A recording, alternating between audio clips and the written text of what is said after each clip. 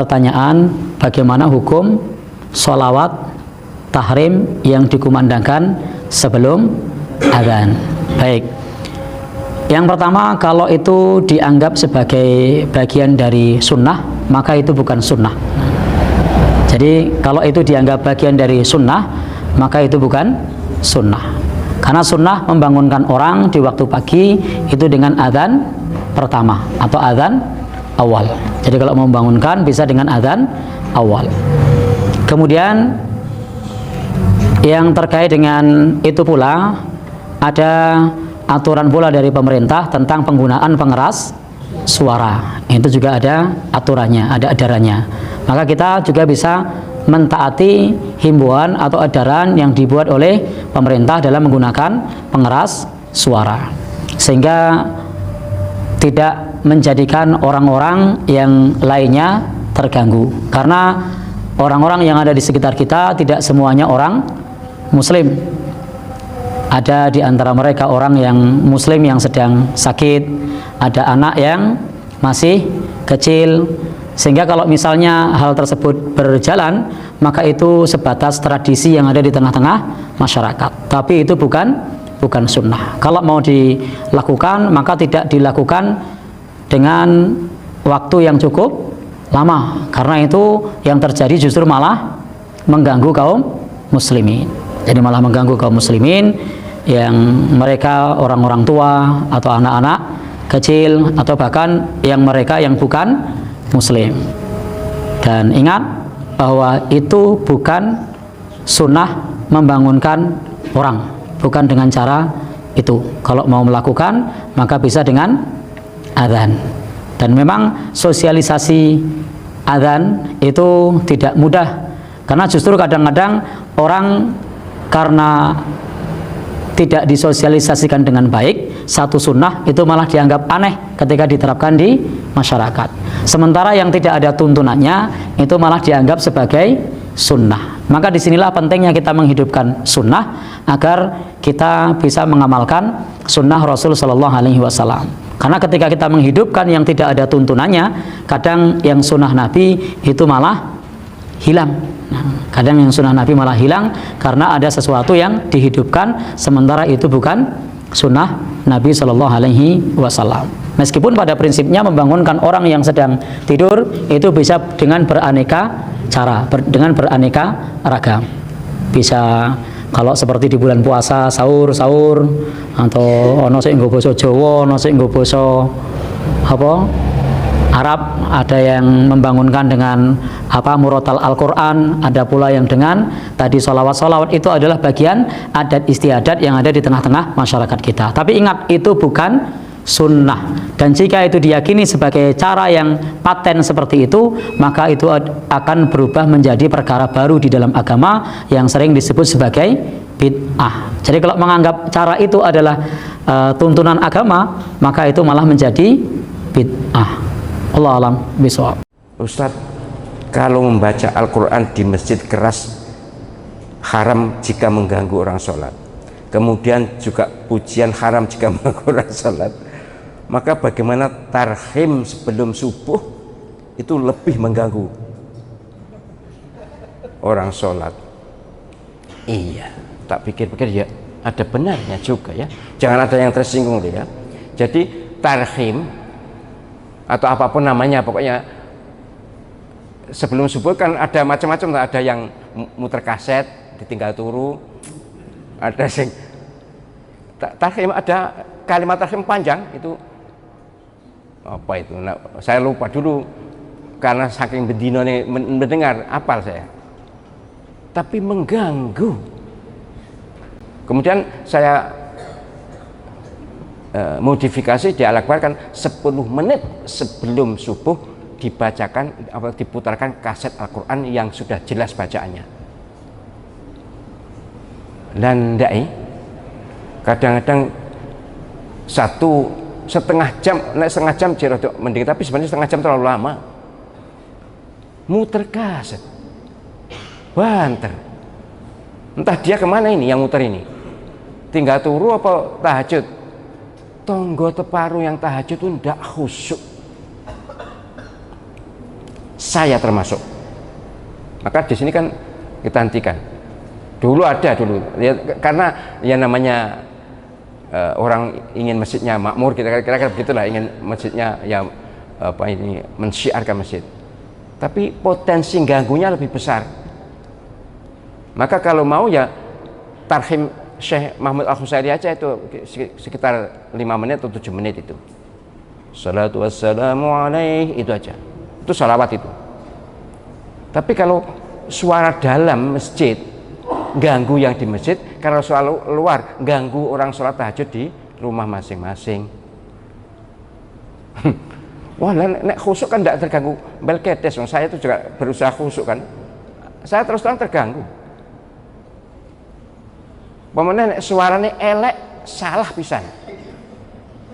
Iya, peleta-peleta enak. Syekh Mahmud karek mutrek enak. Dia muni dewe. Muni ya salatu wassalamu alaihi ngono. Di pasar-pasar ini jelas salah itu.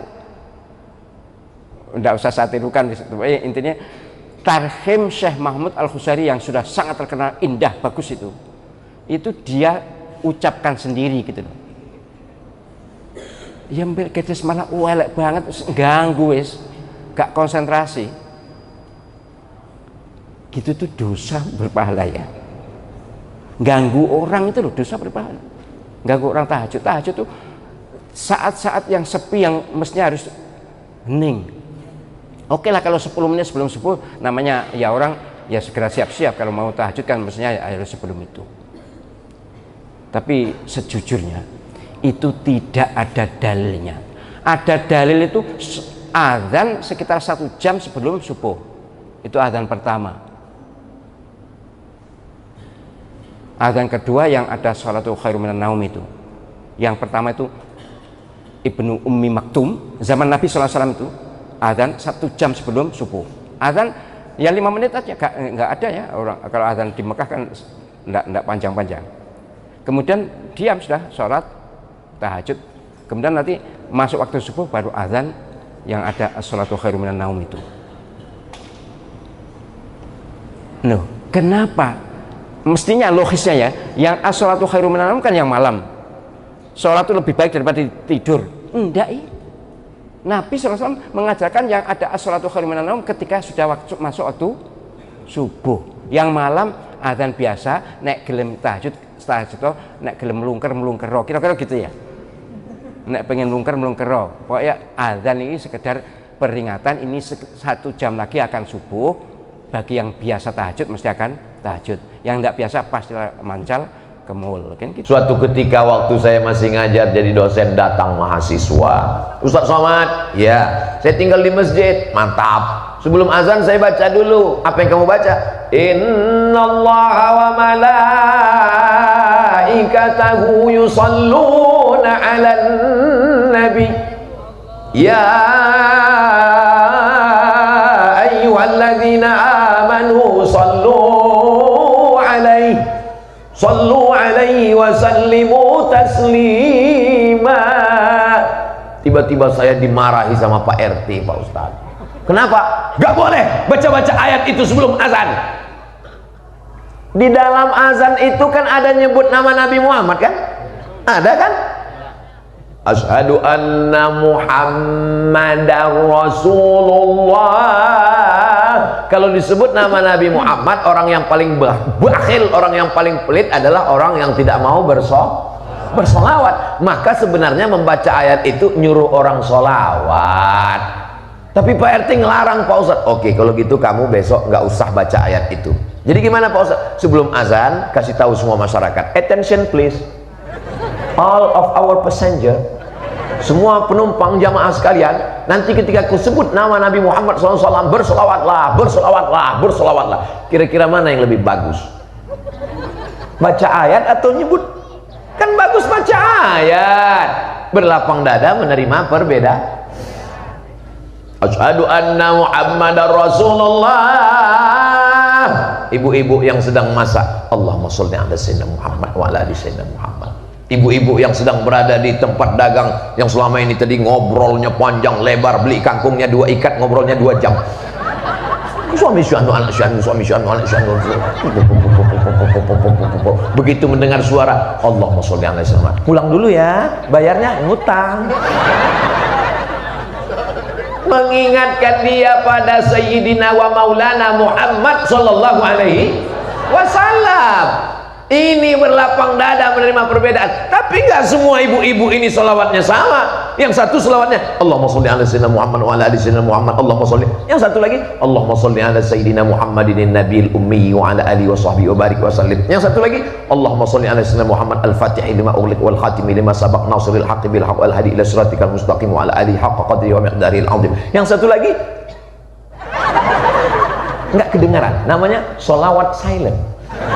Tapi yang satu lagi salawatnya pakai irama. Sallallahu ala Muhammad, sallallahu alaihi wasallam, sallallahu ala Muhammad, sallallahu alaihi wasallam.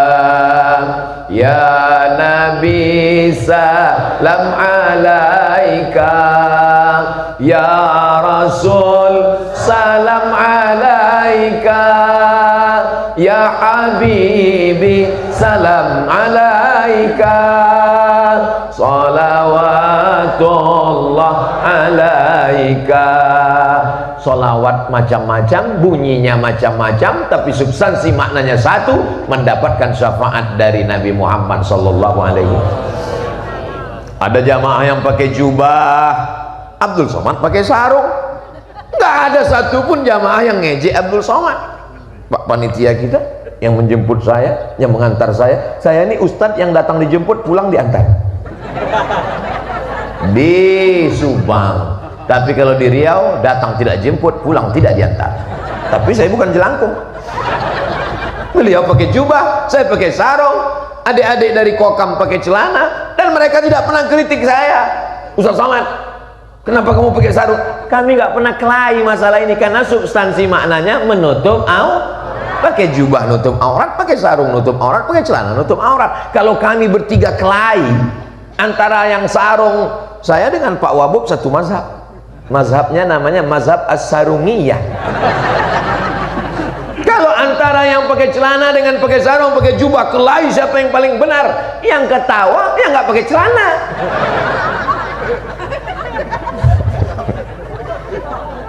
Jadi kita ini judul subuh ini memang luar biasa, panitianya mantap. Di tempat-tempat lain itu kadang judul pengajiannya kalau dilihat di tertulis, kalau ini kan keberagaman dalam pandangan Islam, jadi jelas. Kadang di tempat lain, marilah kita ikhlaskan segalanya. Ya Allah. Sendal kita diambil teman, ikhlas.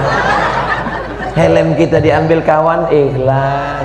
Suami dilarikan pelakor, Masya Allah. Nauzubillah, nauzubillah, nauzubillah. Mudah-mudahan suami ibu soleh-soleh semua. Saya yakin dan percaya ibu-ibu yang hadir ini suaminya soleh semua. Loh, kok Ustaz tahu? Kalau suaminya nggak soleh, nggak mungkin istrinya diizinkan ikut pengajian. Adik mau ikut pengajian di masjid, siapa yang ceramah? Ustaz Abdul Somad, silakan pergi. Nggak ikut, mau bangun jam 9. Alhamdulillah Ustaz Somad, suami saya itu dulu nggak sholat, tapi setelah saya dengar pengajian Ustaz, akhirnya dia ikut. Sekarang udah sholat. Pak Ustaz, sholat apa? Sholat Jumat. Ya Allah, mudah-mudahan suami-suami ini jadi sholat, suami-suami ini jadi anggota ISIS, Ikatan Suami Idaman Video Abdul Somad jangan dipotong. Kemarin di-share, dipotong, Abdul Somad anggota ISIS. Saya dikirim. Astagfirullah, ini dipotong. Yang motong siapa? Orang yang nggak punya paket 2 giga. Coba kalau dia nonton videonya full, di mana? Di channel Ustaz Somad, Abdul Somad Official. Subscribe, like, share, and comment. Saya nasihatkan Bapak Ibu, ketawanya jangan terlalu kuat. Kenapa? Karena belum makan, bahaya. Nanti ususnya berlipat di dalam. Jamaah yang dimuliakan Allah Subhanahu wa taala. usolli fardhos subhi rakaataini adaan ma'muman lillahi ta'ala. Allahu akbar. Yang satu lagi nggak pakai usolli, Allahu akbar. Niat itu kan letaknya di dalam hati. Niat bukan di mulut. Salat apa? Salat subuh. Berapa rakaat? 2 rakaat. Jadi imam apa jadi makmum? Jadi imam apa jadi imam ya? Jadi makmum. Salat subuh jadi makmum 2 rakaat, adaan bukan qadaan, bukan i'adatan, itu di dalam hati. Tapi kadang hati orang kan berbolak-balik. Habis buka handphone, habis nonton sinetron, nggak mungkin hatinya kuat. Maka untuk menguatkan hatinya, saya sholat subuh 2 rakaat jadi makmum, yang imam di depan, saya di belakang nih makmum. Usolli fardhos subhi rakaataini adaan ma'muman lillahi ta'ala. Tapi ada orang yang hatinya kuat, dia nggak perlu mengucapkan itu, kan hatinya sudah kuat. Allahu akbar. Dua-duanya sama-sama sah. Jangan kelahi gara-gara ini. Yang satu karena teman ini nggak pakai usolli, langsung usolli. Yang satu karena musuhan anti dengan usolli, langsung nggak pakai usolli. Yang sebelah kiri usolli, yang sebelah kanan nggak pakai usolli, yang tengah preman baru tobat. Waduh, kacau nih. Dulu perasaan sebelum saya tobat akur-akur aja. Kami sama-sama mabuk, sama-sama sakau, sama-sama dikejar Kamtipmas. Ini kok bisa kacau di masjid begini? Mendingan nggak usah tobat, kata dia. Nauzu, berlapang dada menerima perbedaan. Saya kadang-kadang pakai usolli, kadang-kadang nggak pakai usolli. Kalau hati saya lagi tenang, nggak pakai usolli karena kuat di dalam. Tapi kadang-kadang ragu, habis update status, habis kena usir. Usolli. Soalnya kalau nggak pakai usolli, ingat terus daripada usolli Singapura.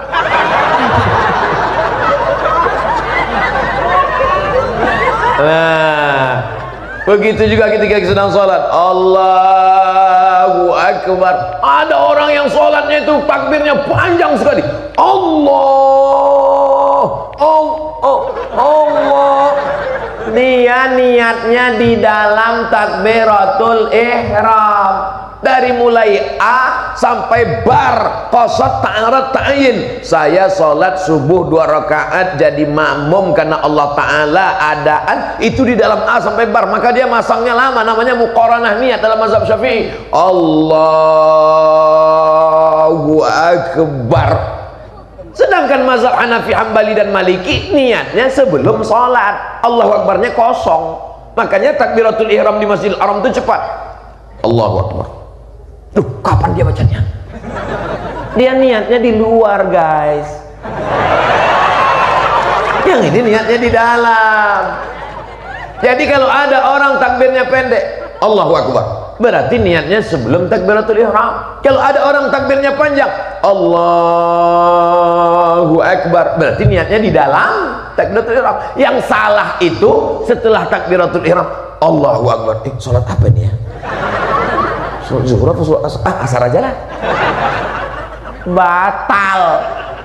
Karena niat tidak boleh setelah takbiratul ihram. Jadi melapang dada, Allahu akbar, Allahu akbar kabiro. Yang satu, Allahumma ba'id baini wa baina khotoyaya kama ba'adta bainal masyriq wal maghrib. Kelahi lagi.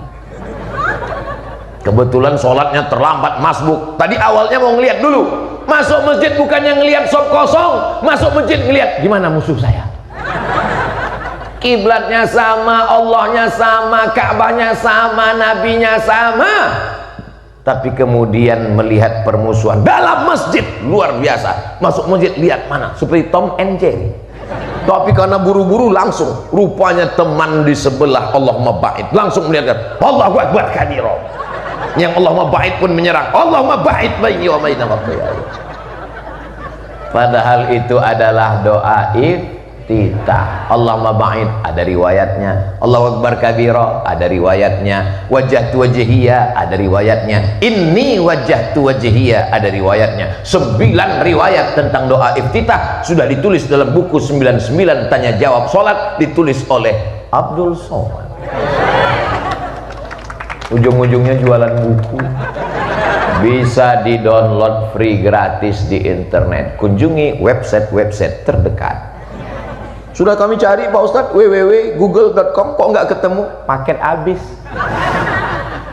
Jamaah yang dimuliakan Allah Subhanahu wa taala. Habis itu baca bismillah. Bismillahirrahmanirrahim. Alhamdulillahi rabbil alamin. Arrahmanir rahim. Maliki yaumiddin. Iyyaka na'budu wa iyyaka nasta'in. Ihdinas siratal mustaqim. Siratal ladzina an'amta 'alaihim ghairil maghdubi 'alaihim waladdallin. Dengar dulu imamnya. Idza ammanal imam fa'aminu. Kalau imam mengucapkan amin, baru kamu ngomong amin. Jangan kamu nyalip imam. Ini sekarang imamnya baru waladdallin. Amin. Oh, selesai sholat lihat ke belakang, rupanya makmumnya Valentino Rossi semua. Pembalap semua, pembalap, pemuda berbadan gelap. Idza ammanal imam fa'aminu. Kalau imam yang mengucapkan amin, makanya dulu makmum itu baca Rabbighfirli wali walidayya. Kenapa dikasih jurus itu? Supaya jangan sampai ghairil maghdubi 'alaihim waladdallin. Dalam hati dia amin. Masyarakat terpecah dua. Yang satu terlalu bersemangat sampai mendahului imam, yang satu lagi diam aja. Ada jemaah gitu sekarang. Waladdallin. Oh, ditanya, ente kok nggak ngomong amin tadi? Yang lain aja. Siapa yang aminnya bertepatan bersesuaian dengan amin malaikat, ghufira lahu ma taqaddama min dzambi, diampunkan Allah dosa-dosanya yang lalu.